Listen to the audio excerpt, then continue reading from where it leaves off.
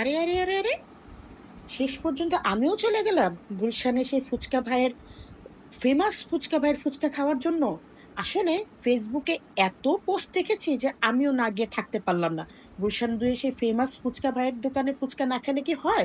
আচ্ছা, ফুচকা না খেলে তো বুঝতেও পারতাম না যে ফুচকাটা এত মজার ছিল। এতদিন যতই ফুচকা খেয়েছি, এই ফুচকাটা না খেলে অ্যাকচুয়ালি বুঝতেই পারতাম না। মনটা ভরে গেল ফুচকাটা খেয়ে।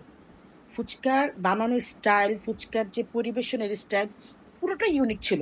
আরে পাশে দেখেছি সে কুলফিওয়ালা বসে আছে কুলফি নিয়ে।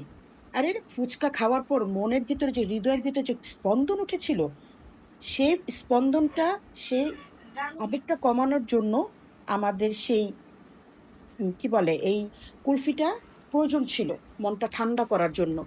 এত মজা ছিল। কুলফিটা না খেলে অ্যাকচুয়ালি বুঝতে পারতাম না যে কুলফি এত মজা হয়। অসাম ছিল, অসাম ইয়াম্মি একটা পিস্তাচিও কুলফি। এখন পাশে দেখলাম অনেক ধরনের ফুড স্টল বসে আছে।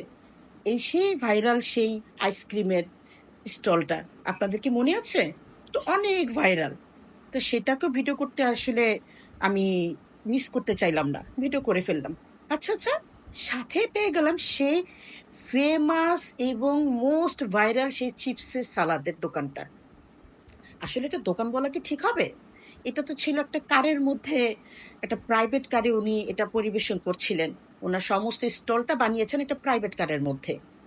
তো আপনারাই দেখুন কি ইউনিক ভাবে উনি চিপসের মধ্যে বিভিন্ন রকমের মশলা মিলিয়ে উনি এই ফুডটা তৈরি করছেন। আসলে না দেখলে, নিজের চোখে না দেখলে এবং নিজে টেস্ট না করলে অ্যাকচুয়ালি এটা স্বাদটা বোঝাই মুশকিল। আসলে আপনাদেরকে বোঝাবো কি, আমি নিজেই তো মানে অস্থির হয়ে গেছি এই জিনিসটা টেস্ট করে, এই খাবারটা টেস্ট করে।